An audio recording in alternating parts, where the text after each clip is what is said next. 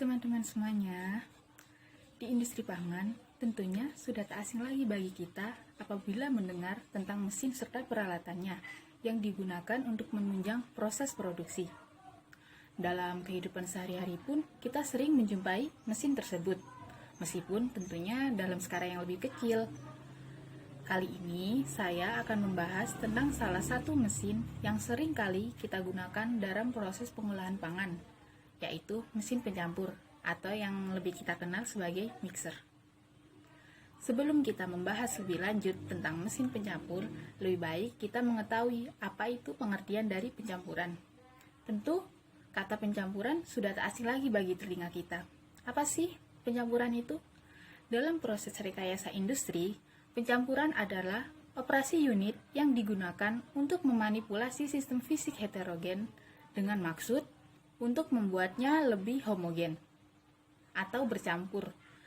Pencampuran dapat didefinisikan sebagai unit proses yang bertujuan memberikan perlakuan sedemikian rupa pada dua atau lebih komponen yang terpisah atau belum tercampur, sehingga tiap partikel dari suatu bahan terletak sedekat mungkin dan kontak dengan bahan atau komponen lain. Selain itu, tujuan dari dilakukannya pencampuran adalah untuk melapisi partikel dengan pengikat untuk memutus aglomerat dan untuk mencapai distribusi seragam pengikat dan ukuran partikel seluruh bahan baku. Pada dasarnya, prinsip pencampuran bahan berasal dari prinsip mekanika fluida dan perpindahan bahan. Pencampuran bahan akan terjadi bila adanya gerakan dari bahan yang akan dicampur, baik secara horizontal maupun vertikal. Terdapat dua jenis pencampuran, yaitu pencampuran sebagai proses terminal dan pencampuran sebagai proses pelengkap yang mempercepat proses lainnya, seperti pemanasan, pendinginan, atau reaksi kimia. Terdapat beberapa faktor yang perlu diperhatikan dalam proses pencampuran. Di antaranya adalah ukuran dan bentuk partikel, kadar air, berikut dengan karakteristik dari bahan yang akan diaduk. Pengidentifikasian ini akan memudahkan dalam pemilihan mesin pencampur yang tepat nantinya. Dari tadi kita sudah membahas tentang proses pencampuran, yaitu meliputi apa itu pencampuran, prinsip dasar pencampuran, serta tujuan dari pencampuran tersebut. Jadi, saat ini kita akan beralih ke mesin pencampur. Mesin pencampur memiliki berbagai jenis, tapi dalam video ini saya tidak akan menerangkan semua jenis dari mesin pencampur karena terlalu banyak. Jadi saya akan mengambil salah satu contoh dari mesin pencampur, yaitu ribbon blender. Ribbon blender merupakan jenis alat pencampur yang sangat asing bagi telinga kita karena mesinnya yang tidak biasa digunakan dalam kehidupan sehari-hari. Ribbon blender merupakan sebuah alat pencampur dalam sistem emulsi, sehingga menghasilkan suatu dispersi atau adonan yang seragam atau homogen.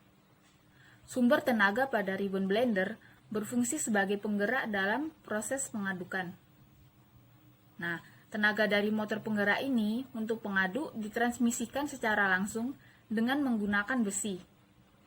Pengaduk itu sendiri memiliki fungsi untuk mengalirkan bahan dalam alat pengaduk yang bergerak dalam wadah yang diam.